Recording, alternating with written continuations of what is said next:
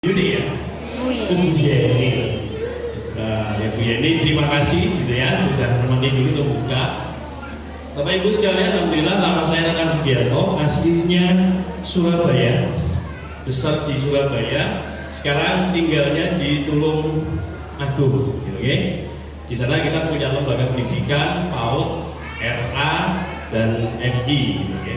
Aktivitas saya sehari-hari ada di Surabaya. Pekerjaannya sebagai konsultan di bidang people development, jadi pengembangan manusia. Kalau di kantor ngurusi manusia gede-gede, gitu kan, aman kawa-kawa, gitu ya. Kalau sekolah adalah aman karena anak-anak. Nah, hari ini saya diminta untuk berbagi tentang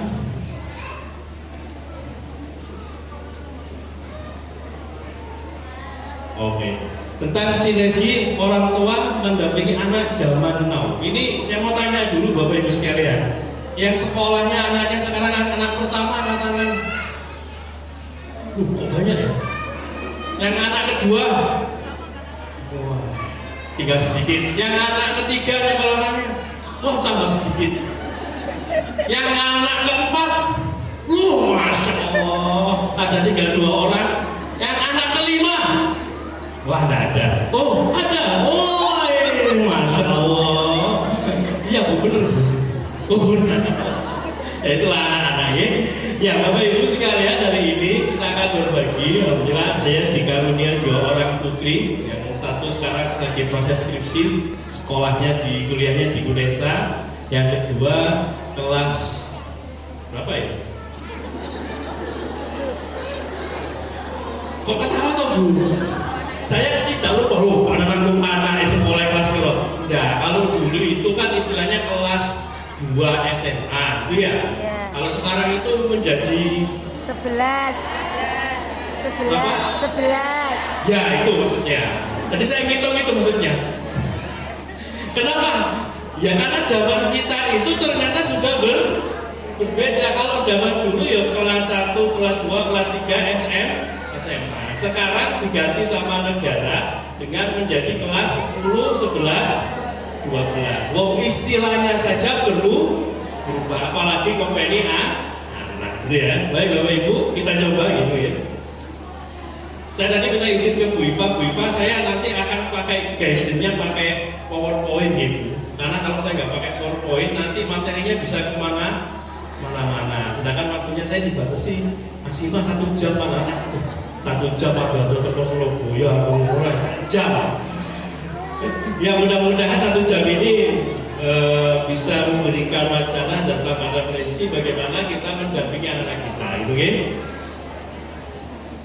Nah, apa yang kita akan pelajari Bapak Ibu? 1, gitu ya. Ada 4 hal yang kita akan coba diskusikan atau kita sampaikan bersama. 1, bagaimana sih tantangan anak-anak zaman now itu?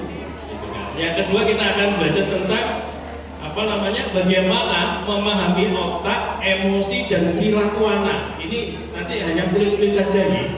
Karena kalau sampai dalam 1 jam nggak akan cukup gitu ya. Apa pengaruhnya anak zaman now dengan cara kerja otak, cara kerja saraf, dan sistem emosionalnya anak gitu ya. Sehingga nanti kalau ada anak kita yang seperti ini itu nggak kaget gitu kan. Yang ketiga, kita akan coba belajar tentang membedakan parenting yang force sama yang power. Wah, ini rada-rada ono ilmiahnya gitu loh ya. Gitu ya. Yang force dan power. Apa force power nanti kita diskusikan berjalan. Dan yang terakhir, bagaimana fitrah dan sinergi membangun anak-anak kita bersama-sama sebagai amanah dari Allah. Oke ya. Ya, berikutnya adalah ini. Apa sih fenomenanya anak sekarang? Coba. Ini ada sebuah cerita begini. Ada cerita anak bernama Rara dan selalu kemana-mana itu pegang gadget, gitu ya. Rara ini usianya 5 tahun, gitu kan. Setiap pagi sebelum gosok gigi, baru bangun, gitu kan, yang dicari adalah HP. Siapa yang putranya juga begitu? Bangun-bangun nyari, ada angkat tangan yang ada, jujur loh ya. Atau ibunya yang bangun-bangun yang dicari HP. Nah, itu ketahuan ya. Ibunya kalau bangun nyari HP dulu, termasuk saya gitu kan.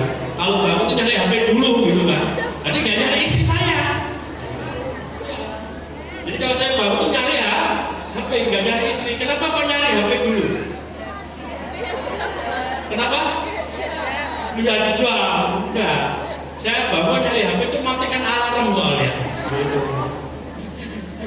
Karena kalau nggak saya matikan, saya dibangunkan sama istri saya. Alarmnya udah mati nono. Begitu. Jadi ini, nah jika tidak diberi, dia itu nangis si Lara ini. Kemudian orang tuanya bingung. Nah mungkin kita juga pernah alami seperti ini. Pernah nggak? Atau anak kita hari ini sedang begini. Kalau dikasih HP diem, betul?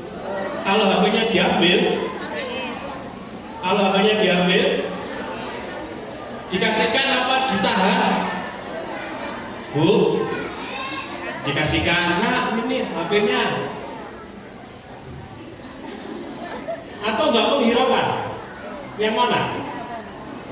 Dikasihkan. Wah, alhamdulillah, berarti belum parah.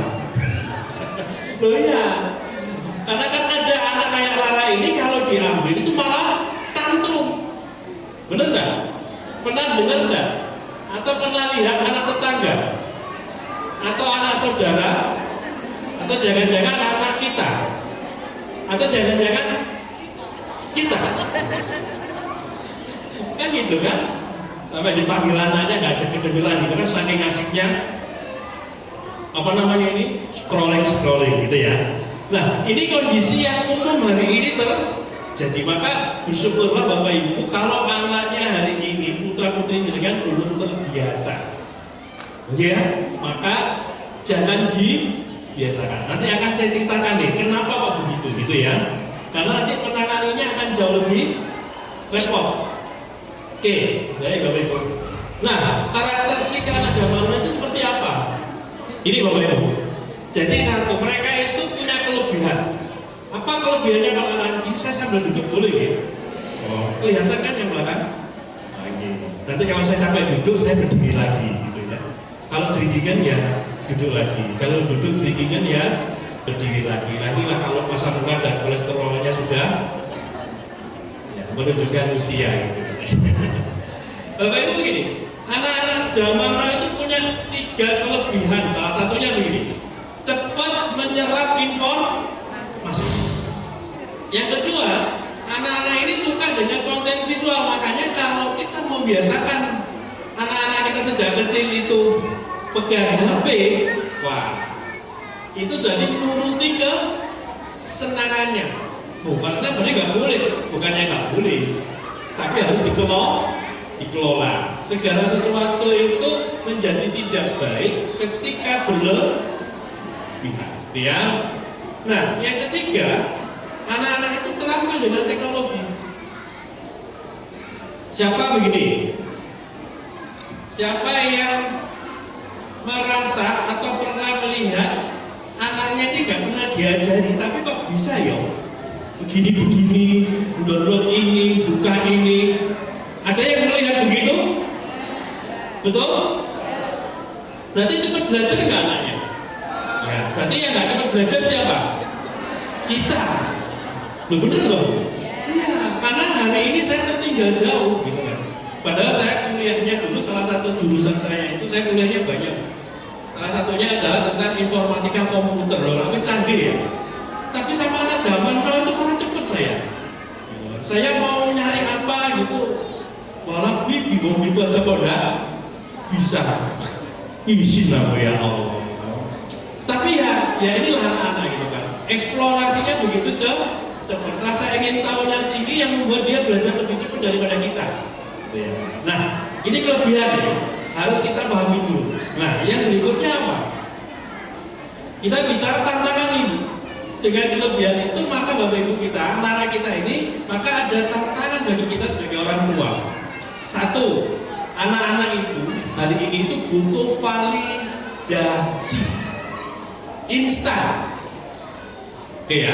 Kenapa anak-anak itu butuh validasi instan? Karena Bapak Ibunya suka mie instan. Nah ini Bapak Ibu milenial itu kan begitu ya. Sedangkan mie instan, anak itu butuh validasi instan. Yang kedua Bapak Ibu, tantangan kita ini dengan anak zaman itu apa? Anak-anak kita itu mudah terpengaruh atau mudah terdistraksi Dengan banyaknya informasi, kecanggihan teknologi, anak-anak itu mudah. Coba bayangkan, kalau nggak dikontrol itu yang dilihat itu macam-macam nih. Kita nge-crawling apa, itu keluarnya apa? Maka kan sangat mudah terpengaruh. Dan tantangan yang ketiga apa? Emosinya rapuh. Ini anak-anak kita hari ini. Oke ya, emosinya rapuh. Nanti akan saya kupas. Nah ini baru di awal nih.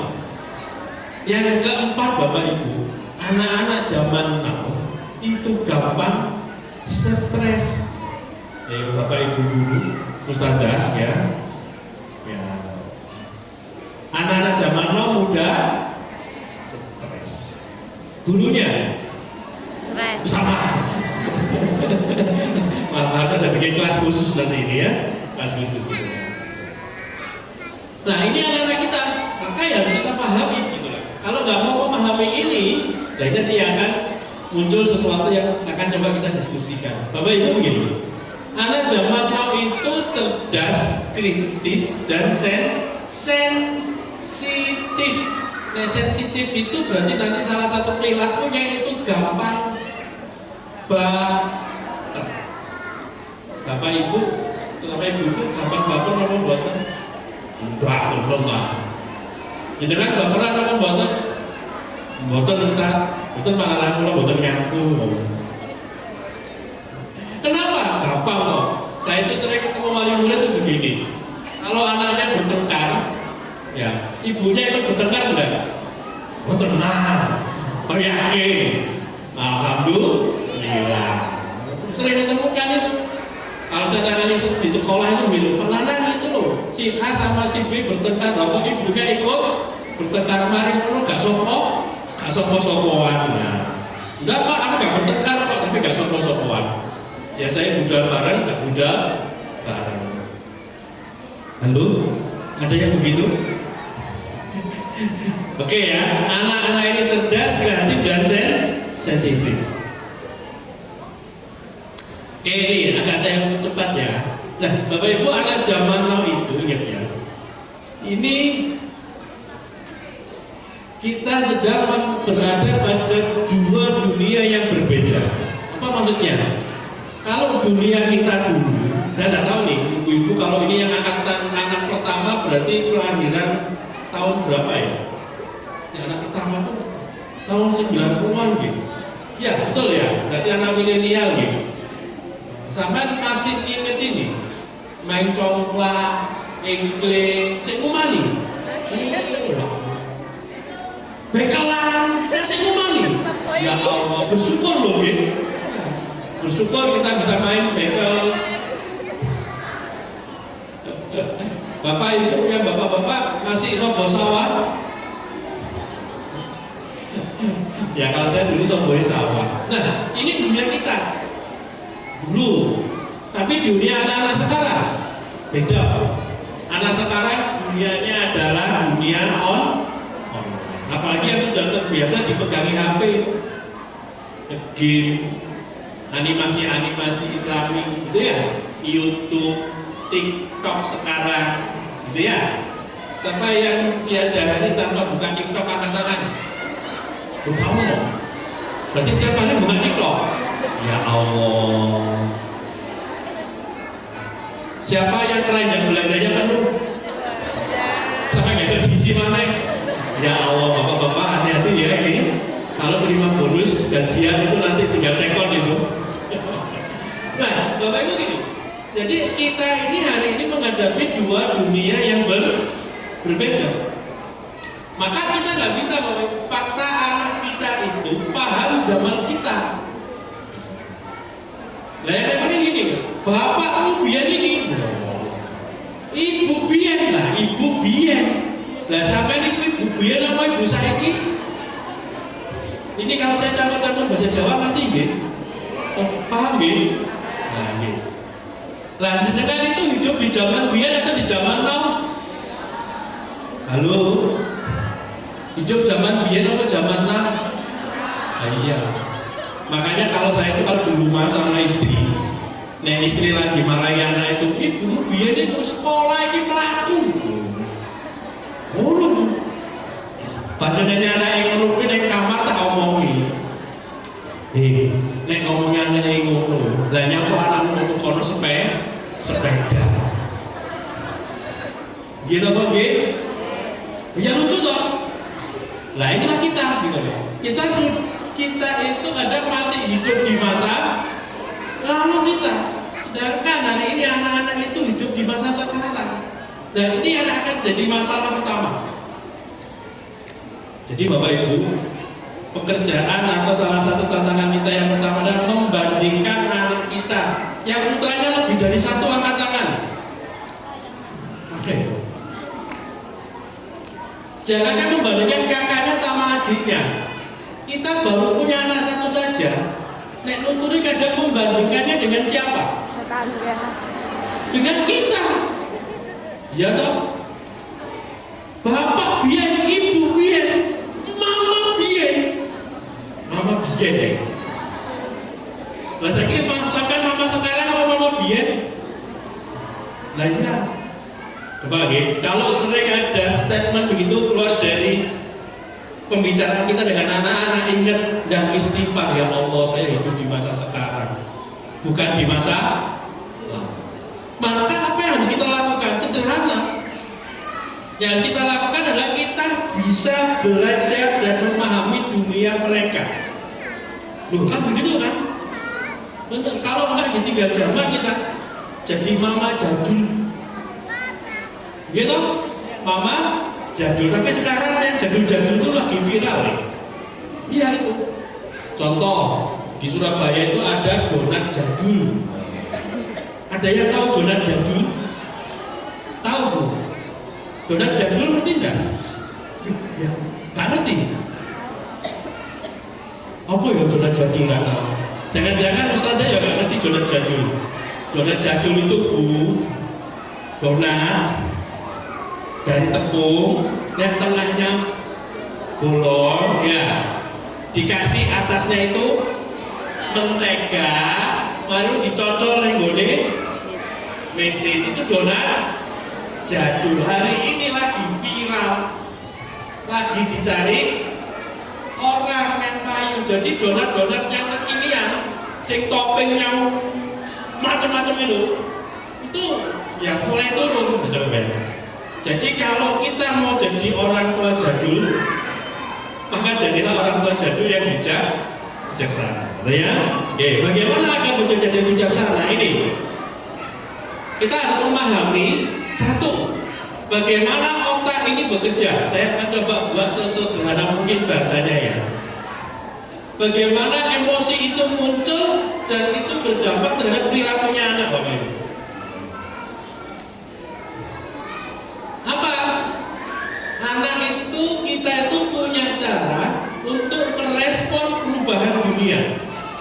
Karena apa? Karena terbiasa dan hal instan. Anak yang terbiasa mendapatkan hal yang instan, maka meresponnya juga instan. Jadi dampaknya apa? Oh, belum muncul ya. Anak itu tidak sabaran. Jadi kalau anak ingin sesuatu nggak sabaran, kudu saiki, nek gak saiki, nah, siapa yang anaknya begitu? Nek gak dituruti, nangis, angkat tangan, kan si wali paling. Terima kasih Bu, berani jujur. Iya, kalau kita mau mendidik anak itu satu, kita harus berani jujur. Duh, kalau nggak berani jujur ya kita nggak akan bisa berjalan dengan baik. Contoh, kalau jenengan sakit, jenengan datang ke mana? Ke dokter. Sampai di tempatnya dokter ditanya ini, Bu, apa keluhannya? Rahasia. Lah kira-kira dokternya gimana ya? Sebel ya. Dikai obat nyantuk lah betul. Ya. Nah maka kita sadar diri, maka ini. Jadi ketika anak-anak ini sudah terbiasa dengan yang instan, maka dia nggak akan sabaran. Saya punya juga ponakan laki-laki hari ini tinggal di tempat kita. Yang satu hari sudah lulus, itu kan, sudah 4 tahun ikut kita itu dandani ini berat. Kalau nggak diturunin nangis, tantrum mungkin ya, sampai go. Apa namanya gitu? Apa istilahnya? Kejar-kejar. Nah, baca Bojonegoro itu apa kejar-kejar? Ayo pokoknya nggak diturutin nonton itu. Ya alhamdulillah hari ini waras dan terapinya nggak bisa sehari 2 hari. Oke, itu ya. Nah, maka kita harus belajar nih, kita akan belajar. Mereka ini akan cepat bosan dan gampang frustasi. Nah ini kalau tidak kita pahami sejak dini, nanti wis gede, dewasa itu akan jauh lebih berat penanganannya. Maka kenapa ini terjadi? Satu, karena stimulasi digital. Stimulasi digital. Semakin sering anak terkoneksi pegang HP, maka akan semakin rokokan itu apa jenenge? Kecanduan itu. Nikotinnya itu jadi candu. Dan kalau sudah terlalu sering pegang HP, maka juga akan kecanduan. Gitu ya. Berikutnya, yang berdampak apa? Otaknya akan berubah. Terbiasa juga otaknya merespon dengan instan. Nah ini bahayanya di situ. Sabarnya kurang. Jadi kalau kita ada anak atau punya anak, nanti kok sabarnya kurang, maka salah satunya biasanya adalah kebiasaan instan. Apa contohnya? Banyak nanti gitu ya. Oke, kita coba lanjutkan. Nah, yang ini dampaknya apa itu Bapak Ibu? Ini ada bahasa Inggris titik ya. Jadi DI lah, biar keren gitu ya. Akan terjadi kehilangan koneksi. Koneksi itu koneksi. Maksudnya apa? Anak itu akan kehilangan arah bukan karena nggak pintar, tapi karena kehilangan koneksi dengan orang terdekatnya. Siapa? Kita orang. Semakin mereka itu tidak terkoneksi sama kita karena perilaku-perilaku itu, kemudian respon kita juga menghakimi dan macam-macam, maka anak tidak semakin dekat. Contoh begini, ada yang punya putra sudah usia SMP, SMA? Ada? Oke, kalau punya masalah curhatnya ke siapa? Yakin? Yakin? Curhat ke kita yakin? Termasuk masalah sensitifnya dia curhatnya ke kita yakin? Jangan-jangan curhatnya ke temennya. Halo? Pasti Bu? Alhamdulillah. Kalau nanti kita tidak usia dini sudah salah penanganan, dampak paling sederhana indikasinya tidak dekat dengan kita itu tidak mau lagi curhat sama kita, tidak mau lagi cerita masalahnya si anak itu kepada kita, itu kita harus sudah waspada. Berarti anak sudah lost connection dengan kita, nggak nyambung, nggak terkoneksi. Anak sudah nggak merasa aman. Nah itu. Oke. Nah ini harus hati nih. Ini sinyal-sinyal sederhana.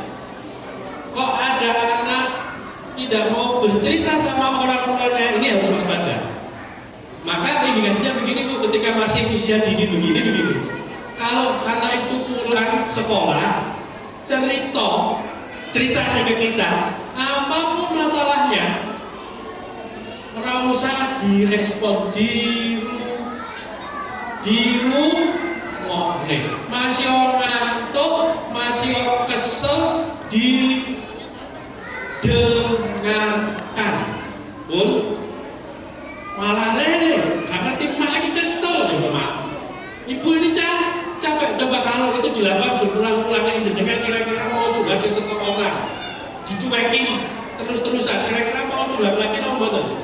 Nah ya udah, sama anak-anak juga begitu. Tadi malam kalau nggak salah, saya itu ngobrol sama istri saya, aku gak rasa-rasa mau yang udah gini soalnya. Ya kan? Cerita begini, ada cerita nih, ponakan kita itu, ini ada ibunya, ada bapaknya, ada budinya, itu kan budinya ya istri saya itu. Yang dicari siapa? Budinya, bukan ibunya. Ibunya jelas, bukan makanya. Nah pertanyaannya begini, kenapa yang dicari kok budinya kok nggak ibunya? Karena terjadi lost connection. Kenapa kita telusuri? Ternyata ibunya ini kalau anaknya cerita, ibu itu nyambut gawe sedino wis kesel. Nah, jadi ketika ini berulang-ulang, nek ngomain budi ini, nek cerita di rumah nih, oh ngono to le. Wis, sudah, nek ngono to. Karena nyaman cerita seperti sama budinya, akhirnya nyamannya sama terkoneknya sama budinya. Jadi kalau nanti sudah seperti itu, ya hati membangun lagi itu bukan hal yang butuh waktu.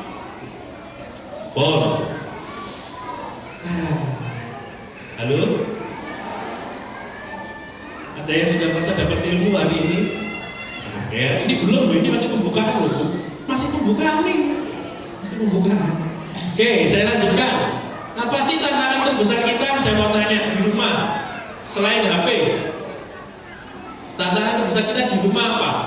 Ayo, katakan. Selain HP, nopo? Teman, nopo temannya? Belajar main, gitu ya. Oh, gitu. Berarti anaknya nggak boleh main. Oh, boleh. Kurang aman itu seperti apa?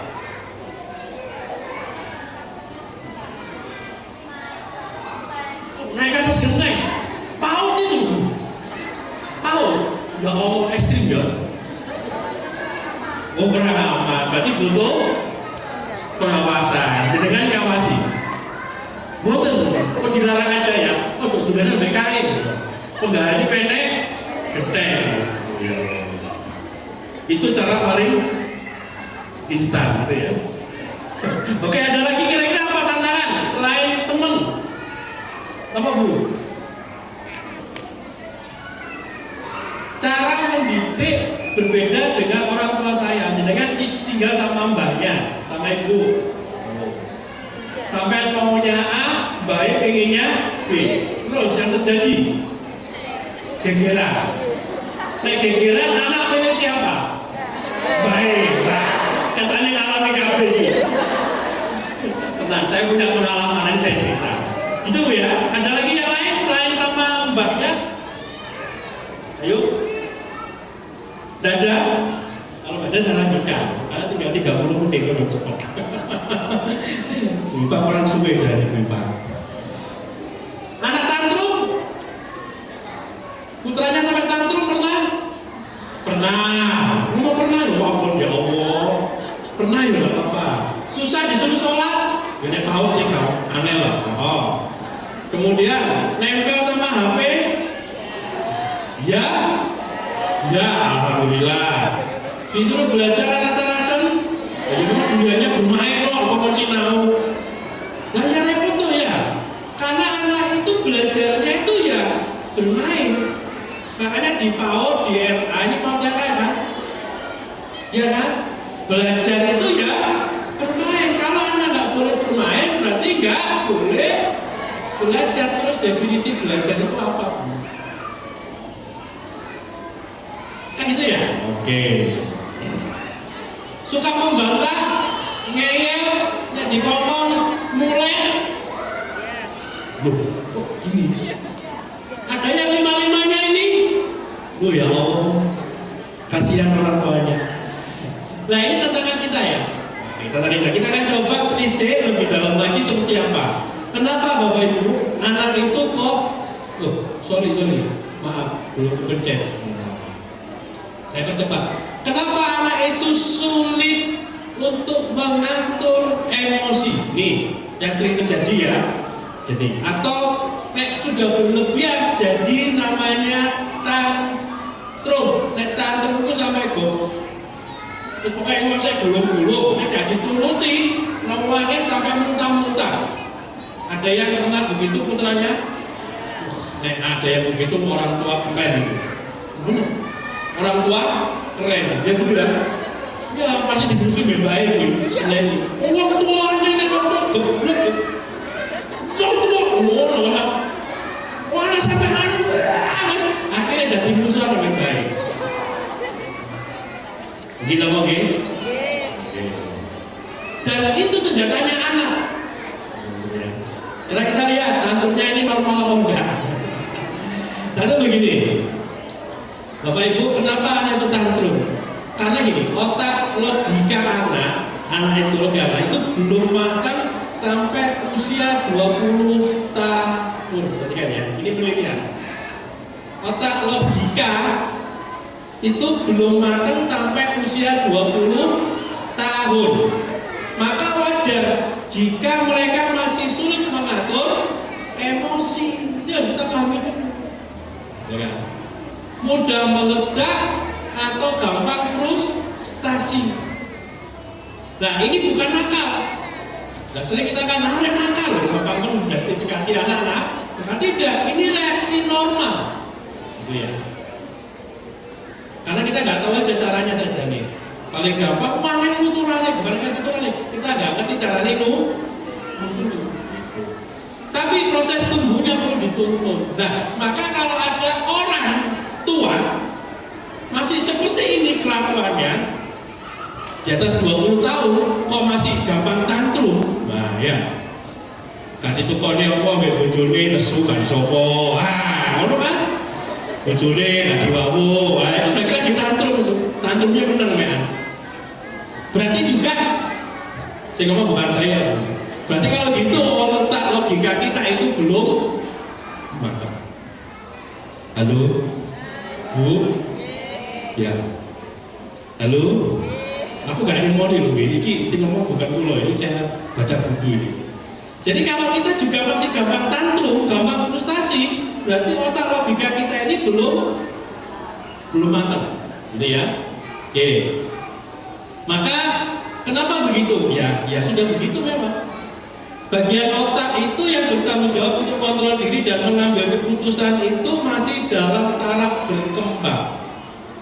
Maka kalau seusia kita, makanya kalau kita kan bisa lebih bijaksana biasanya. Nah itu berarti otaknya sudah bisa mulai bekerja secara optimal. Tapi kok gampang tantrum, anaknya tantrum, ibunya melu tantrum lah. Berarti yang mana ada bedanya loh. Ya inilah maka kalau sebelum menikah butuh sekolah menjadi orang tua itu penting. Sekarang diwajibkan ya kalau nggak salah. Nikah sekarang harus ikut kursus dulu kalau nggak salah gitu. Kenapa? Anak itu berkembang bertahap, berkembang seiring dengan pertumbuhan anak. Oke ya. Nanti minta aja filenya ke ibu guru tak kasih kok Ustaz. Ya, nanti dibagi ya, biar dibaca di rumah. Saya agak cepat aja karena poin-poin pentingnya. Kenapa begitu Bu? Satu begini, saat anak tantrum, otak itu terbagi menjadi 3. Ya, ada lapisan paling bawah itu namanya otak reptil. Otak lapisan kedua itu namanya limbik, yang ketiga itu namanya neokortex. Nah, anak-anak usia ini itu yang dominan adalah otak paling bawah, yaitu otak reptil. Apa otak reptil itu? Otak reptil itu cara kerja otak kita itu fokus pada survival, fokus pada bertahan hidup, reaktif, memberikan bahaya dan memicu respon cepat. Contoh begini, dikejar anjing melayang, itu berarti yang bekerja adalah otak reptil. Kebakaran lari, nah itu namanya respon otak kita. Itu namanya otak reptil yang bekerja. Itu ya. Oke, paham ya? Nah, dimarahin ibu lari gitu.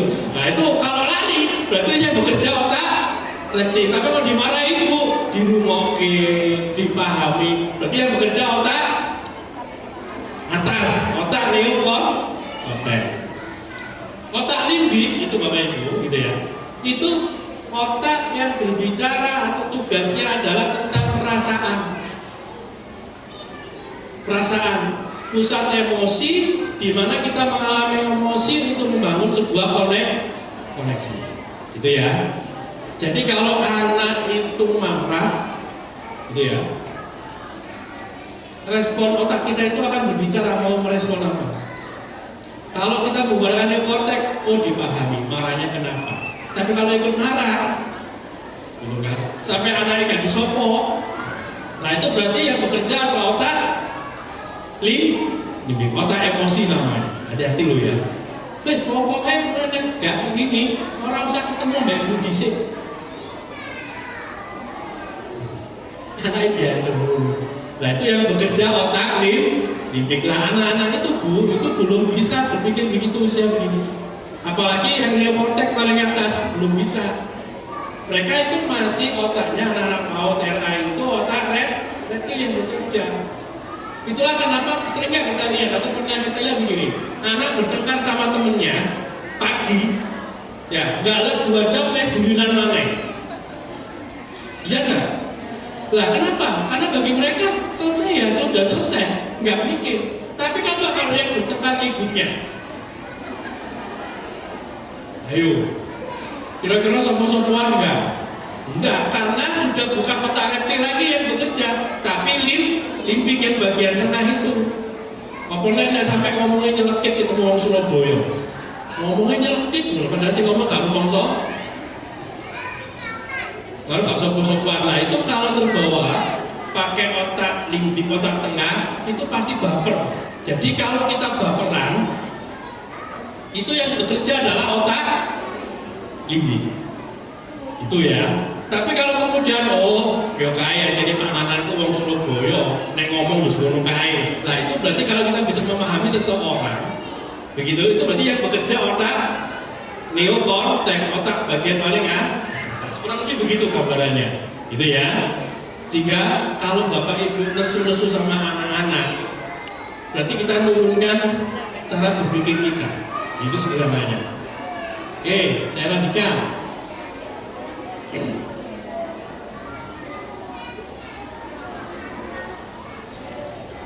Nah, berikutnya ini Bapak Ibu. Oke, kenapa anak susah lepas dari HP? Itu pertanyaannya kan? Nah, yang belum terjadi alhamdulillah. Kalau yang sudah terjadi, kita paham ilmu ini. Satu, visual itu menjadi hal yang tadi saya pengen kan, tantangan kita, anak-anak itu suka dengan yang visual. Yang kedua, kenapa susah? Karena sudah jadi dopamin. Jadi dopamin itu apa? Menjadi hormon bahagia. Jadi bahagianya dia itu kalau kan HP. Contoh, bapak ibu yang tidur sambil ditemani HP, sambil scroll ada. Kalau nggak scroll dulu nggak bisa tidur ada. Hati-hati, itu berarti sudah mulai kecan. Itu ya. Salah pada enggak salah, hidupnya jenengan sendiri bahkan itu kan. Nyekrol itu kan pilihan. Ketika sudah kecanduan, maka dunia nyata itu jadi rusak. Jadi kalau ada kita punya anak sudah mulai tidak suka bersosialisasi, itu hati-hati. Berarti apalagi pegangannya HP, berarti itu sudah mulai kecanduan. Dopaminnya sudah muncul, rasa senang pegang HP sehingga apa? Dia nggak mau berteman. Bagi dia HP jauh lebih nyaman lah. Sedangkan dari kehidupan kan nggak bisa begitu nanti. Itu ya, ini harus hati-hati. Oke, sampai sini dipahami Bapak Ibu? Halo, paham ya? Jangankan anak-anak, kita termasuk saya, itu juga sudah mulai kecanduan. Nah, kalau tidak dikelola dengan baik, jadinya kecanduan. Oke, saya lanjutkan.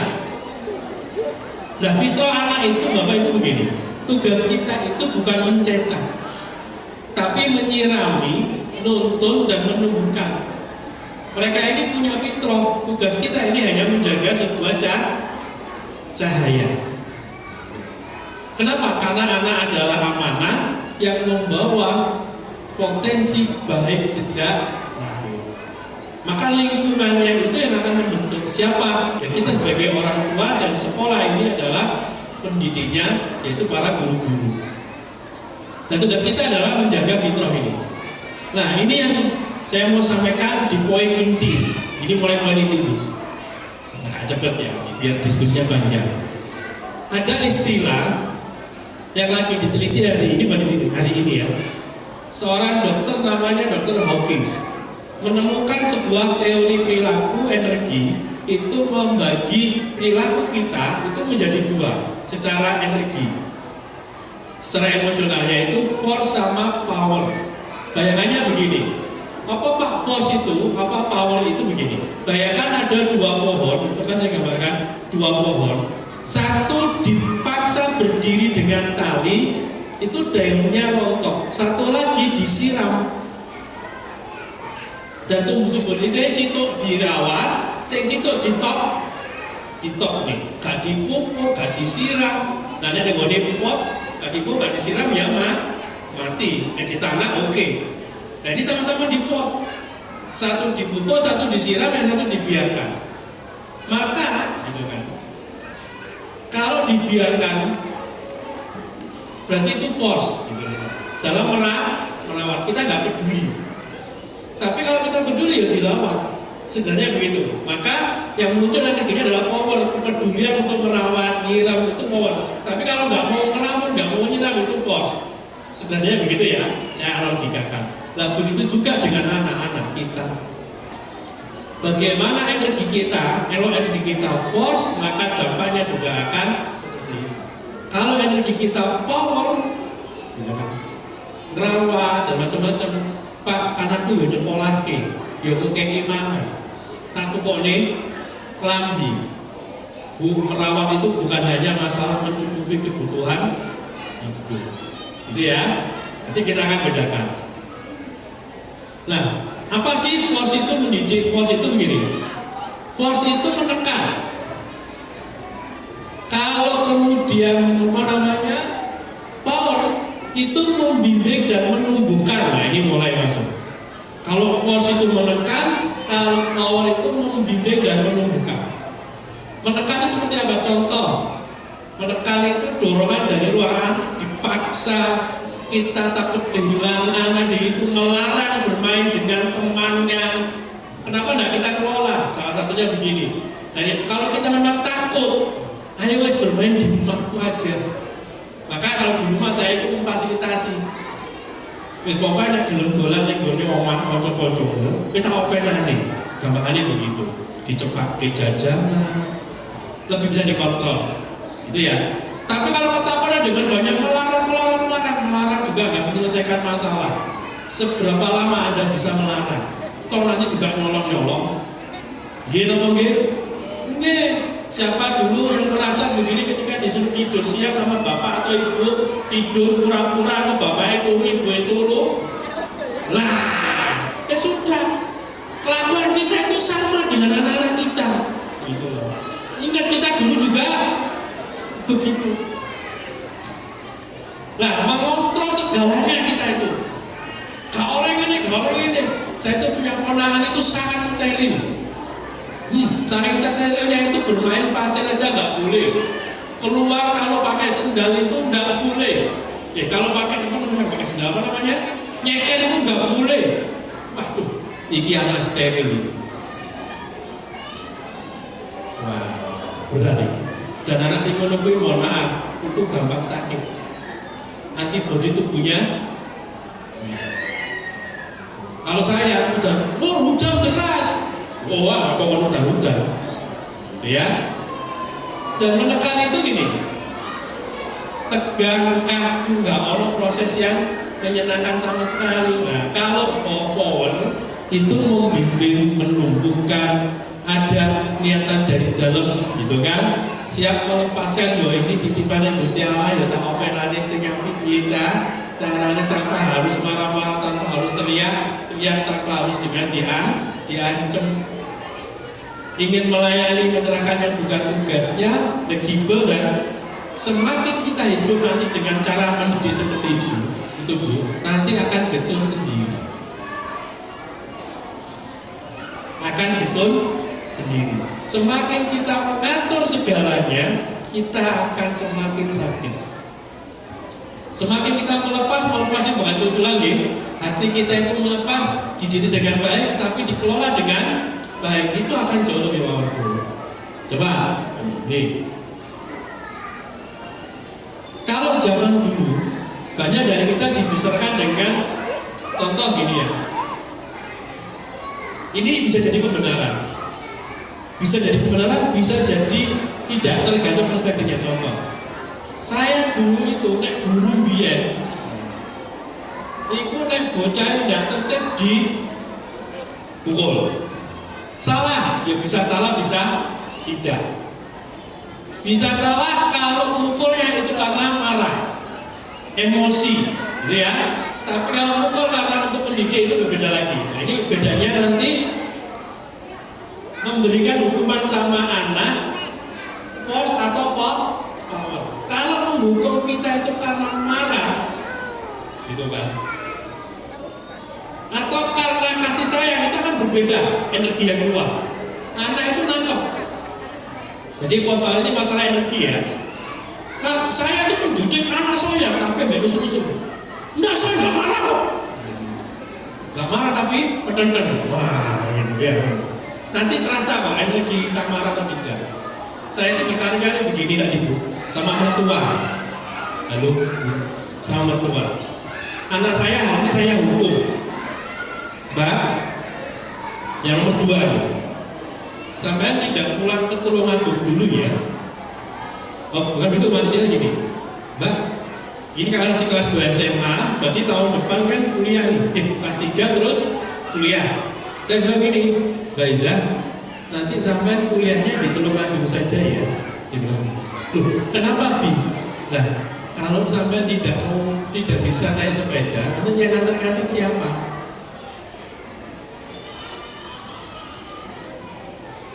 Mikir. Saya marah-marah, gue gak iso sepeda, gak usah kuliah. Kan gak begitu. Paham ya? Beda dekor sama ini kan bicara ancaman, ya akan jadi ancaman ketika dia tidak mau belajar sepeda. Ya saya tidak akan izin, ini komitmen. Tapi kalau diancam, kamu kalau nggak iso sepeda, kata kuliah nih. Dibalik menjadi begini. Sampai nanti kuliahnya di Tulungagung saja ya. Akhirnya terjadi proses dia. Oke. Kalau gitu apa yang harus dilakukan? Ya, mulai minggu depan aku belajar naik sepeda. Kelas 10 SMA loh. Kebayang ya? Kelas 10 SMA. Ketika si cilik ini gak belum belajar sepeda, aku mau naik. Piye carane gitu ya? Oh, tenono bondo. Nah, si setajak ngobrol, gitu. Akhirnya sekarang bisa ngobrol, bisa ya enak. Akhirnya setiap minggu, 10 minggu belajar sepeda. Punya waktu berapa tahun sampai setahun belajar ya Allah. Oke. Kalau siswa bijak camping, hadiah ya. Jangan marah enggak? Itu ya, ini contoh sederhananya. Contoh yang lain akeh. Nah, berikutnya begini. Kalimat apa yang paling sering kita ucapkan ke anak? Lihat tadi. Kita itu dalam sehari itu berapa sering mengeluarkan kalimat-kalimat yang arahnya negatif. Semakin sering, maka juga energinya akan menjadi seperti itu, ya. Oke. Pertanyaannya begini, dengan statement kita, omongan kita itu yang muncul dalam diri anak itu takut atau sebenarnya rasa cinta atau cinta, gitu kan? Saking cintanya sampai menjadi sebuah ketakutan. Ini benarnya tipis, benarnya tipis. Saking cintanya itu menjadi kita overprotection. Mohon maaf, karena saya punya ponakan overprotection. Nah, ini sebenarnya cinta atau cinta yang berlebih. Cinta yang berlebih itu baik atau tidak baik? Akhirnya jadi overprotective, titik-titik gak oleh, titik-titik gak oleh. Nah terus gak oleh titik-titik terus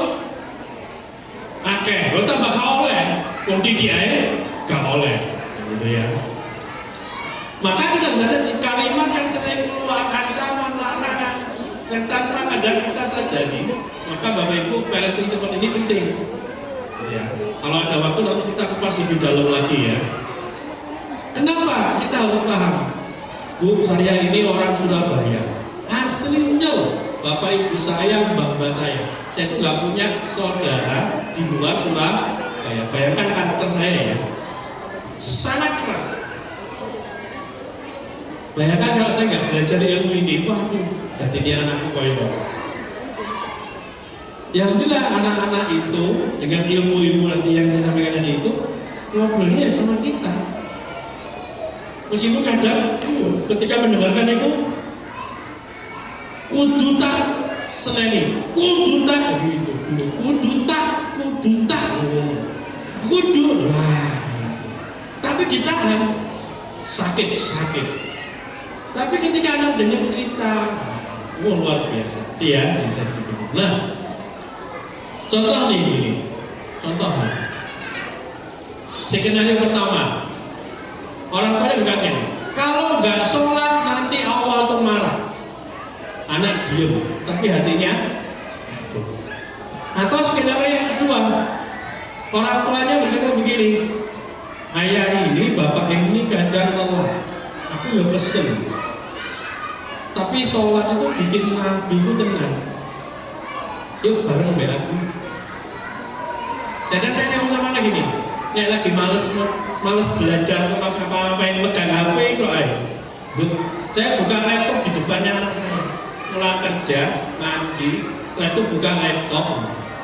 Aku udah promosi, penilaian sampai dia ngerti itu kayak tisu. Sampai kenapa sih? Apa sih sampai ini? Jangan. Nah ketika jadi diskusi gitu kan, mulai mikir. Nah momen-momen seperti ini harus sering kita bangun Bapak Ibu. Momen ketika mau tidur, kalau anak nggak bercerita sehari sama kita, mau tidur tidak ngobrol suruh cerita. Dan kita syaratnya satu, nggak boleh komentari, nggak boleh menghakimi, nggak boleh kalaupun itu salah kita harus arahkan dengan cara yang oh begitu toh. Sebaiknya bagaimana? Bisa diajak ngobrol, bisa. Ya. Maka ini tadi contoh dari pos. Kalau yang pertama ini pos, yang kedua itu pos. Hanya beda cara ngomongnya Bapak Ibu. Gitu ya. Kira-kira dari nomor 1 dan nomor 2 itu nek jenengan di posisi mana? Lebih nyaman yang mana? Nomor 1 atau nomor 2? Halo? Pak, Bu, lebih nyaman nomor 1 atau nomor 2? 1 apa 2? 2 apa 1? 1 apa 1? Nah, maka kalau jenengan aja senang dengan yang nomor 2, anak-anakmu sama. Jangan dianggap anak nggak ngerti loh ya. Anak nggak mikir mungkin, tapi hatinya akan merah. Kemarin saya ngobrol sama istri gitu, lebih, kok yang ngerti anak-anak? Ini bukan masalah ngerti, ini masalah energi. Dan itu yang akan terekam sama anak, ya. Maka Bapak Ibu ada skala namanya disebut dengan penelitian ini skala Hawkins, nanti dicari di internet atau dibuka, saya bagikan filenya. Skala Hawkins itu mengukur tingkat kesadaran manusia. Kita jadi orang tua akan menjadi seperti apa? Jadi mengukur tingkat energi kita itu seperti apa? Force itu energi yang ketakutan, marah, ego itu namanya force. Energinya di bawah 200. Kalau di atas 200 itu power, cinta, damai, pencerahan, tangan gampang memaafkan, orang baperan. Maka yang gampang nesuan, gampang baperan itu energinya force. Gampang mutungan itu force energinya. Salah enggak salah. Gitu ya. Maka contoh nih, ya, saya singkat saja. Sampai 150 ini disebut dengan force. Malu, sedih, hasad untuk apa namanya, alawes, aku siji ora popo, nah itu bahaya itu. Berarti energinya anak itu pos. Kalau kemudian anak merasa berdosa, waduh aku kok ini kok ya, apa namanya, malu gitu kan. Nah kalau ada anak seperti ini energinya pos, tugas kita nanti itu berubah lagi di sekolah. Ya. Anak gampang marah, tantrum, ini energinya force, gitu ya. Nanti tugas kita merubah dari force ini, saya tidak jelaskan satu-satu, menjadi power. Apa power itu? Ya anak punya malu.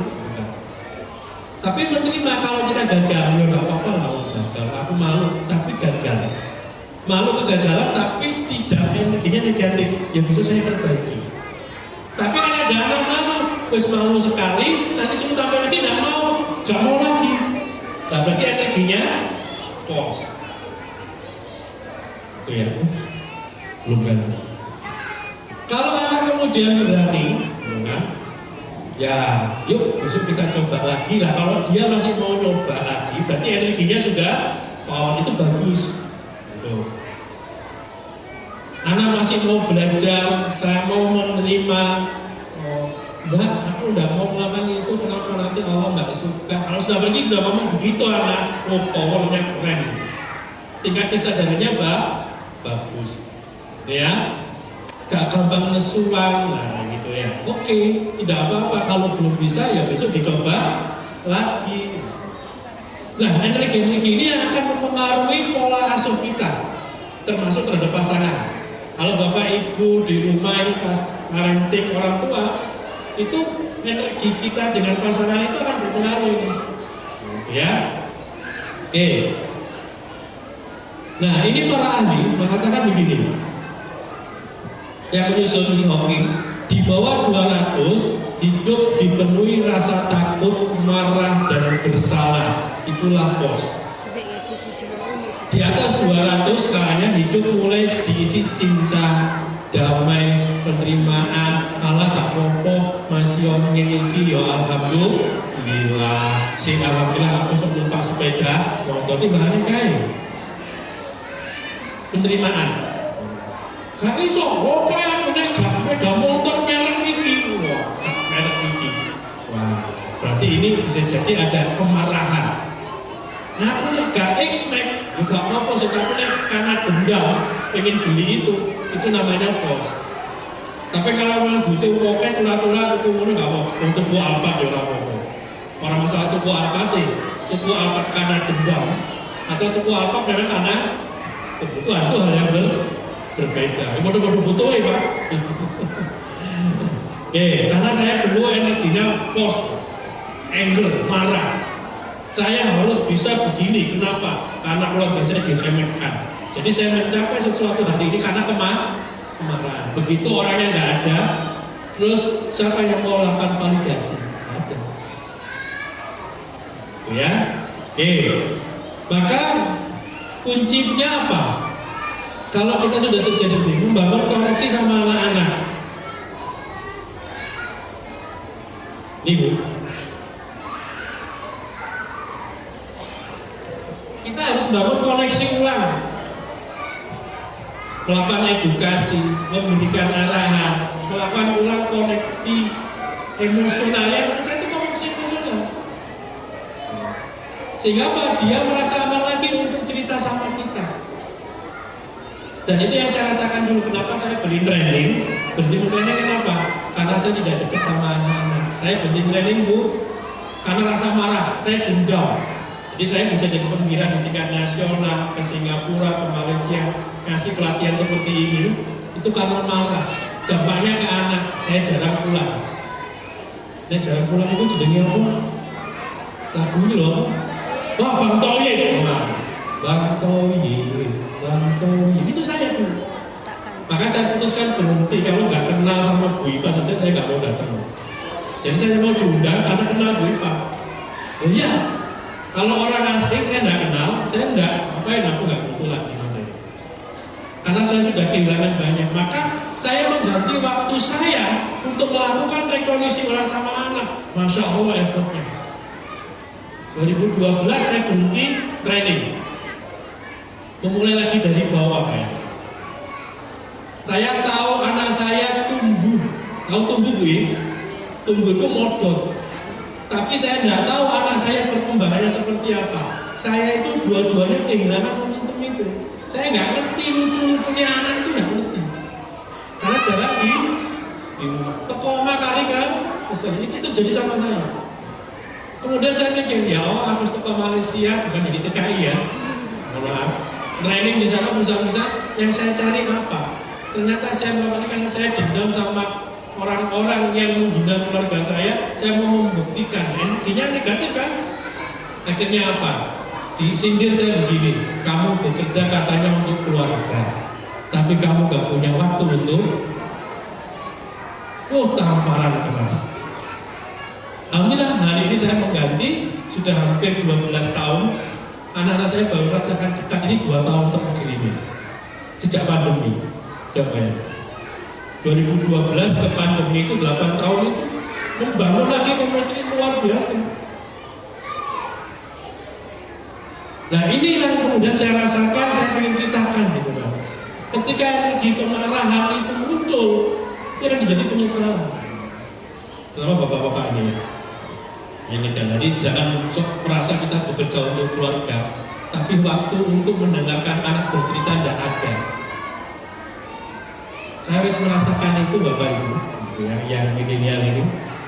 Dan alhamdulillah saya sekarang punya jadwal rutin Bu, camping seminggu sebulan sekali sama anak-anak. Ketemu polanya camping, ngedek-ngedek bareng, masak, ngobrol, nggak ada batasan lagi cerita. Mau cerita sambil masak sambil ngorek, ya aku kemarin gini lebih ini. Wah alhamdulillah saya baru merasakan nikmatnya bersama anak itu 2 tahun terakhir ini. Nah, maka ini penting ya. Saya cepat lagi. Kalau sudah tervalidasi, mereka akan bercerita kok. Terbangun lagi koneksinya. Maka yang perlu kan kita dengarkan, kita validasi, kita arahkan. Dan kita begitu. Jadi akhirnya sekarang mau tetapi aku mau begini nih begini. Oh iya begini. Dulu enggak. Oh alhamdulillah prosesnya luar biasa. Oke, salah satunya apa? Ketika usia dini anak-anak ini, kita lebih sering mana? Memunculkan kata-kata yang menenangkan anak atau memicu anak.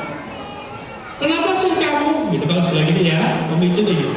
Boy jangan cengeng, wis gede kok, cengeng. Sudah, wis diam.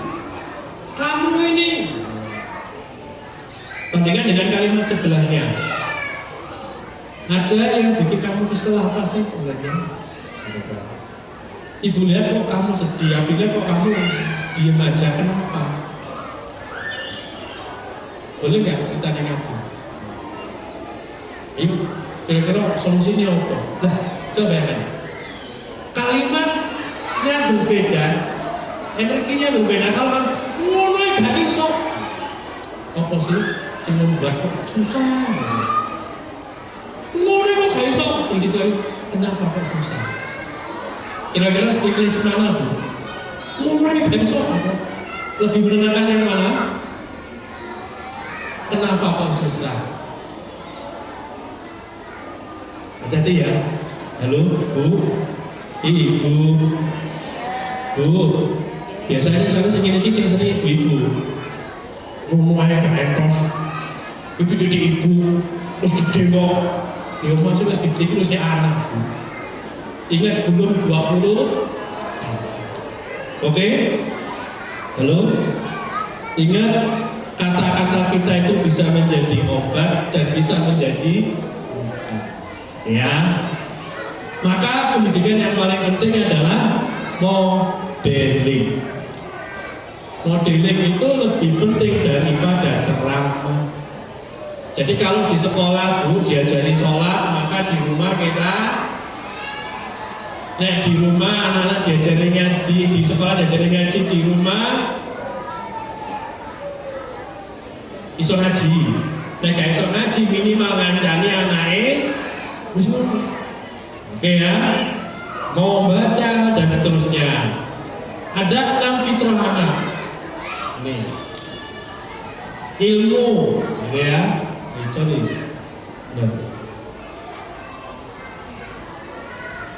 Jadi dalam Islam itu, dalam pendidikan kita ya harus ikhlas.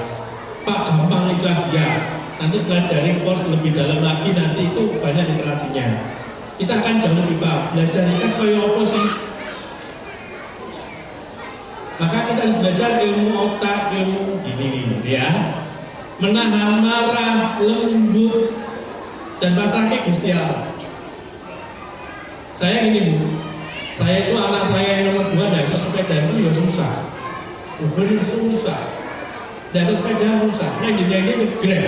Nah sekali nge-grab selawewu, lalu sedino nge-grab itu 4. Lalu bayarannya bapak ente kayak nge-grab. Ya Allah, mumpet saya. Akhirnya, kok ya kita udah kelas 2. Tak ngomong begitu. Ya alhamdulillah hari ini bisa sepedaan. Kalau lihat istri saya update status anaknya sepedaan, wah kasih ngomongin, opo mana Pak Nanang ini? Ya itu bagian dari pendidik. Kamu tak marahin, wah ini sepedaan diri. Pokoknya saya sering bersepedaan. Kamu capek, ya? Kenapa? Karena Rasulullah tidak pernah pakai bentakan dalam mendidik anak. Beliau mencontohkan dengan apa? Ya dengan lembut, dengan ikhlas, sabar, tawakal, dan tidak perlu marah. Pak, aku marah-marah. Aku mau Surabaya. Temperamen tal tinggi. Nah, aku nek apa sebenarnya kata-kata khasnya Surabaya bentuk piye? Ya alhamdulillah bisa dikelola. Ya. Oke, maka harus dilakukan apa? Ada sinergi untuk membangun kita. Satu, di rumah.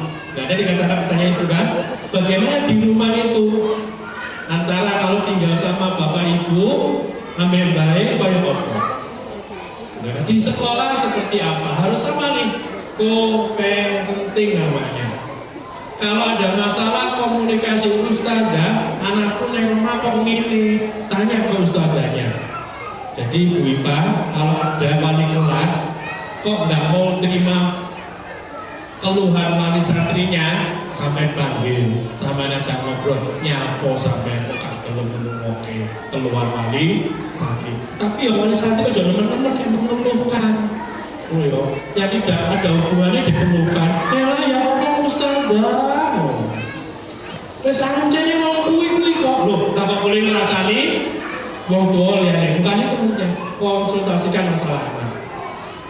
Maka kalau di depan ini saya kalau sekolah itu mesti sampaikan, Bapak Ibu monggo, anak-anak ini titipan Allah, tugas kita ngomong bareng-bareng di sekolah dan di rumah. Kalau ada kendala di sekolah kami sampaikan. Nanti piye penake? Kalau ada kendala di rumah disampaikan ke kami. Kok piye penake? Kan begitu intinya. Maksud nggih? Halo? Nggih. Anakku ku di rumah gak apa-apa, ini di sekolahan. Nah, sing salah guru nih. Nah, repot tuh. Lah pertanyaannya lulus ini sekolahan, lulus ini rumah. Terus saya punya wali murid kayak begitu. Nuntut ayo gawean. Ya Allah, gak kesel ya mimpi wong koyo ngono kuwi. Pokoknya anak saya harus ditangani khusus. Bayar piro dong tangani khusus. Nah ini bukan sekolah inklusi. Kalau tangani khusus berarti kan anak berkebutuhan khusus. Ya salah melbu sekolahan. Terus sama jangan ngobrol tuh wali santri nih gitu. Nah gak sama jangan ngobrol nanti ngobrol sama saya. Ya maksudnya gak ngobrol. Jangan-jangan stres dulu. Ada stres perlu ketemu sama saya nanti. Jadi kita carikan solusinya. Maka apa? Yang paling penting di anak ini konsistensi aturan. Kenapa? Biar ada rasa aman. Bu, awal-awal saya menikah saya tinggal sama mertua. Betul Bu nggih? Ibu nggih. Saya sama istri sepakat, lah kok baik gak sepakat. Wis pokoke kok ngene, anak lari ning gone baik. Ngambil baik. Anak itu jomo seneng itu ae lho salah. Mana? Terus apa sih dilakoni Bu? Lah karena itu mertua, maka bukan tugas saya. Tugasnya siapa? Ya istri saya. Ketika di kamar tak ajak ngomong bujuku, istri saya maksudnya. Dan ini terus-terusan ini rubah gitu, ya. Ketika ada apa-apa, anak larinya nenggone, baik. Kenapa mendapatkan beli? Alhamdulillah akhirnya ngobrol sama bapak sama ibu berkali-kali, setiap ada kejadian berulang-ulang, ini lupa, ini lupa. Ya alhamdulillah sampai sekarang jadi perubahan. Ya butuh sabar tapi jenenge wong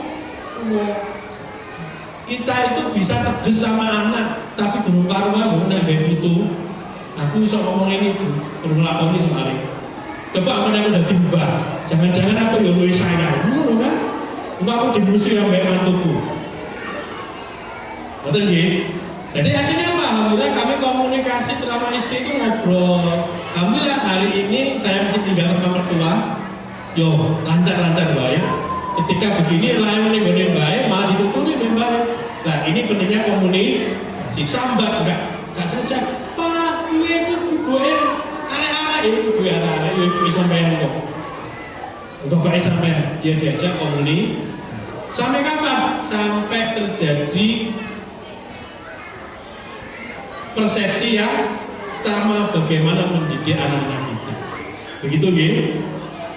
Kalau mau menang caranya ya udah bisa lah, selesai waktunya sudah habis gitu ya.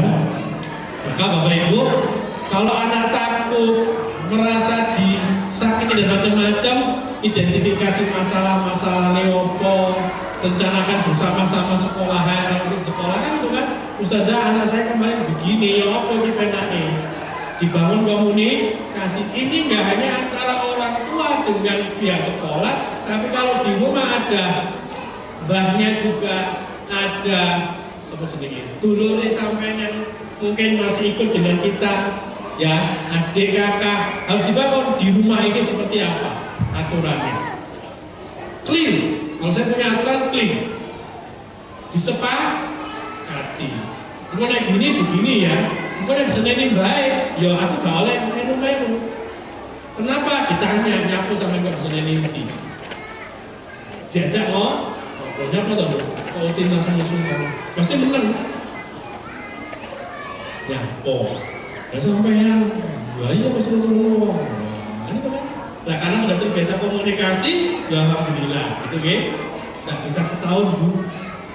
Nah isolong tahun saya menikah tahun berapa, baru ibu itu bisa ngobrol enak sama kita dan sepakat. Itu tahun 5 tahun terakhir ini.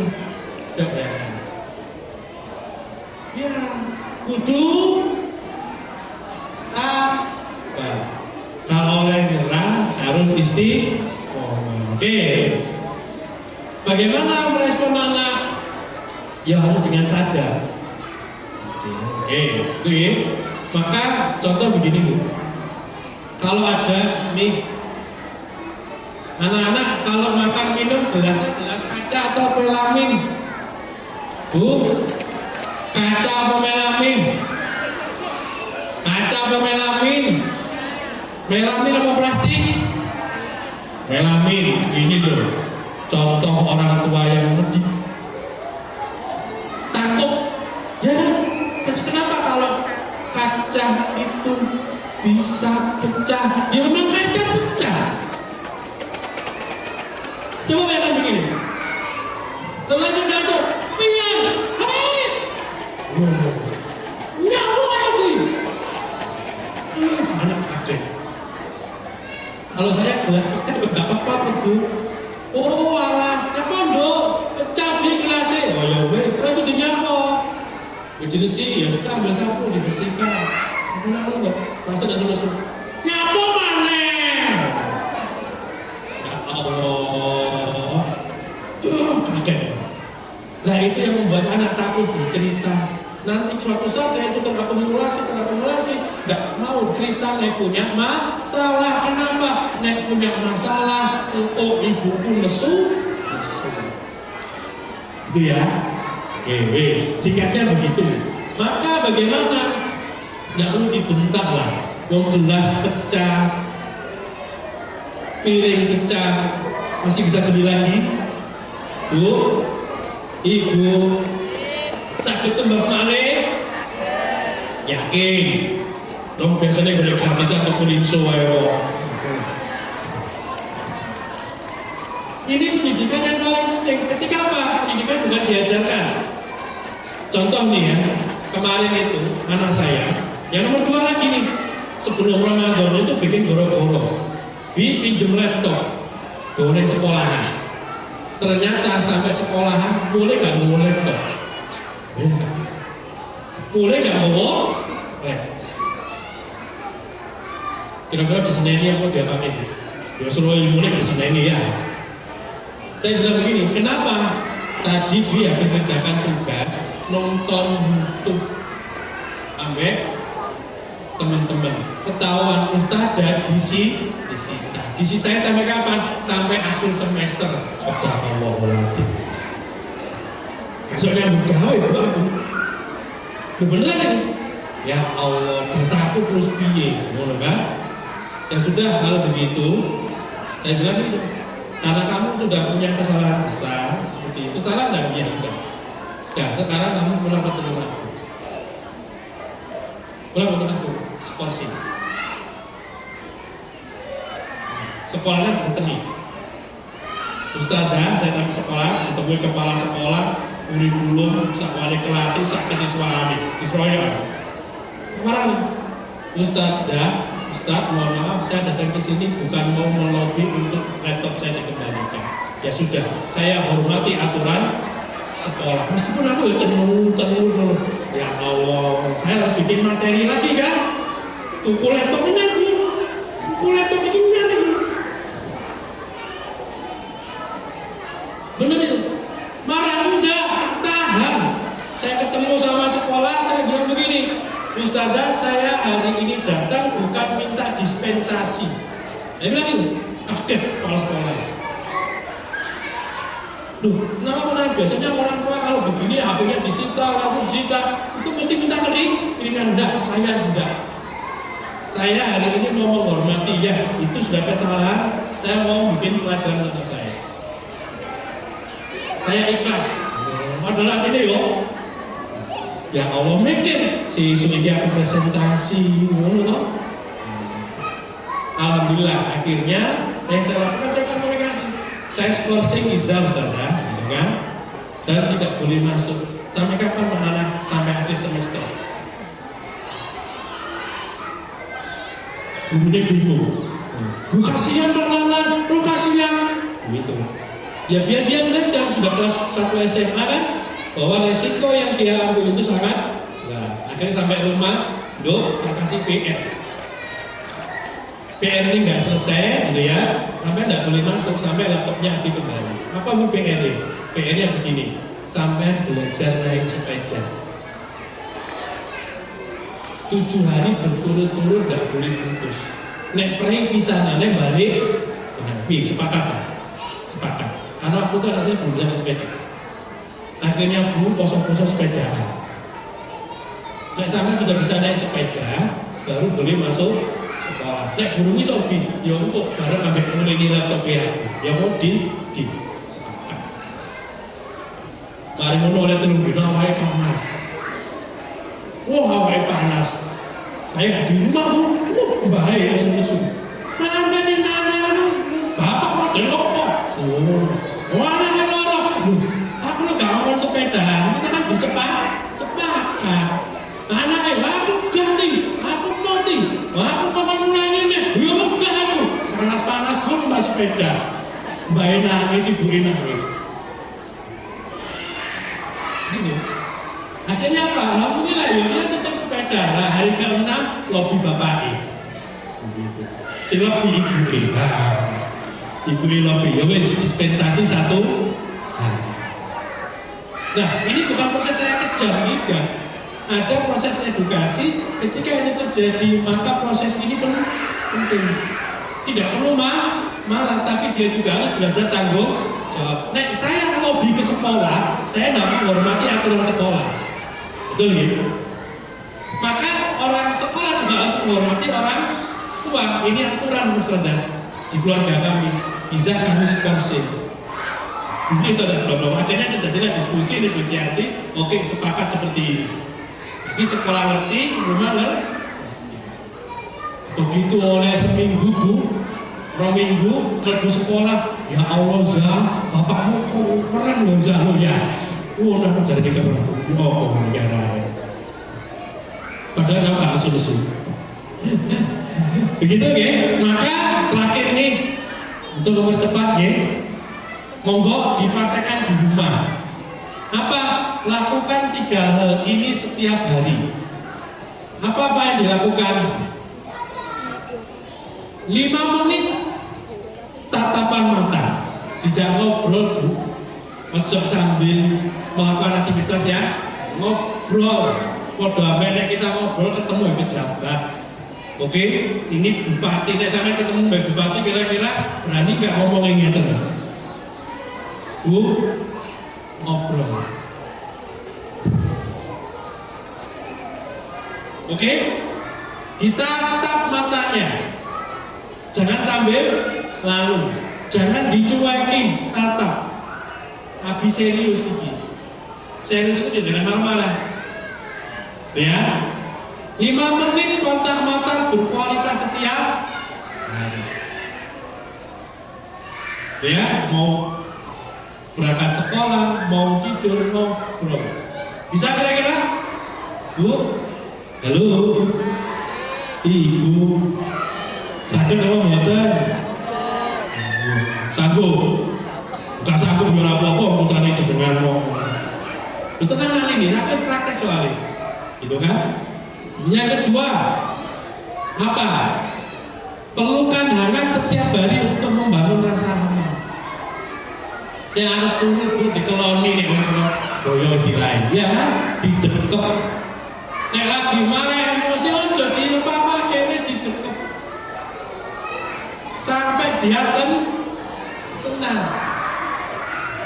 Ya. Oke, yang ketiga apa? Oh, sorry, maaf. Yang ketiga adalah mulai biasakan kalau yang sudah terbiasa pegang HP, luangkan waktu 15 menit tanpa HP ngobrol sama anak, tanpa ada gangguan gadget. Dibiasakan bangun komunikasi, tenang, tegang betul tenang. Jangan seperti saya, aku selakoni soalnya. Butuh waktu hampir 8 tahun untuk membangun lagi komunikasi yang putus. Itu Mbak, Bu, sakit ya. Dicoba terutama ibu ya. Terutama ibu. Ya, terutama ibu, yang paling dekat ini. Maka rumusnya sederhana, komunikasi, evaluasi bareng-bareng sekolah, seperti contoh saya tadi, keterlibatan aktif, gitu kan, dilakukan. Maka terakhir Ibu begini, menjadi pelindung anak masa depan. Yo, ya Allah, berikan kami kekuatan untuk mendampingi anak-anak kami dengan kelembutan yang menumbuhkan, batas yang menenangkan, dan cinta yang menentukan. Yang akan anak kenal bukan mainan, tapi perasaan aku dicintai. Bukan dicukupi, aku dicintai. Maka mendampingi anak di era digital membutuhkan sabar, Bu. Ya. Ilmu dan butuh doa. Salah satu memutus siklus ketidakbaikan itu adalah dengan berdoa. Dengan sinergi antara orang tua dan pihak sekolah, kita dapat membantu anak-anak untuk tumbuh menjadi generasi yang berakhlak.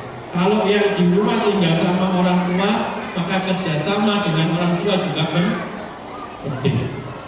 Ya. Kenapa? Anak-anak ini amanah ruhani, bukan fisik saja. Kita menyukupi nyekolahkan sandang, pangan, papan itu fisik, tapi ruhani juga harus dibangun. Anak amanah bukan objek. Cinta tidak membuat kita menjadi lemah. Ya? Justru itu sumber kekuatan sejati.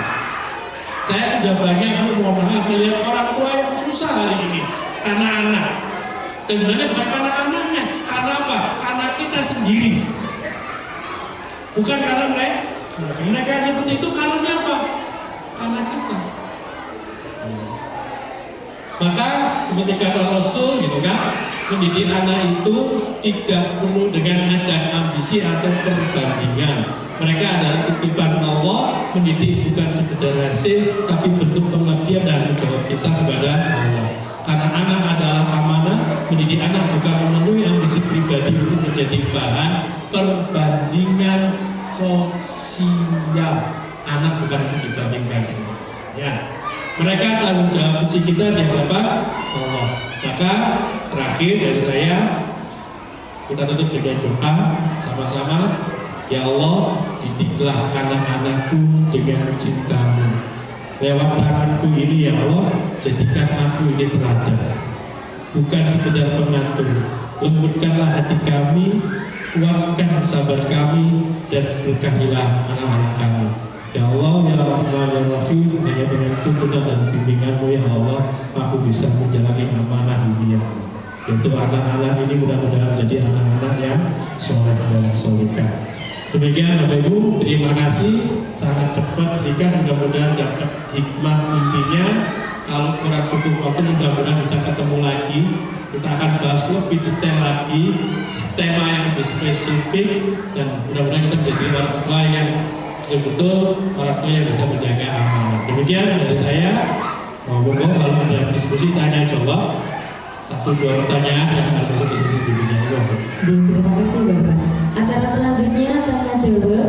Monggo kepada Bapak Ibu wali murid yang ingin bertanya, kami persilakan.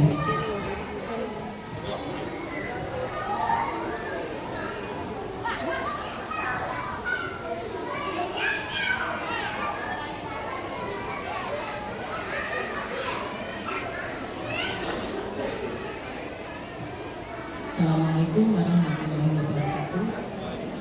Perkenalkan saya Yulia Ustadana. Saya juga pernah mengikuti waktu itu di Batu Sofa BCM, waktu BCM. Alhamdulillah Ustaz, saya mau tanya dari paparan yang dengan sampaikan tadi, kalau boleh saya menyebutkan intinya bagaimana cara kita itu mengoptimalkan otak, ya otaknya boleh, ya otaknya anaknya. Mungkin agak luar Ustaz, bagaimana dengan audio live. Kalau saya ada di TikTok itu untuk mengoptimalkan otak anak itu bisa dengan audio live. Nah, bagaimana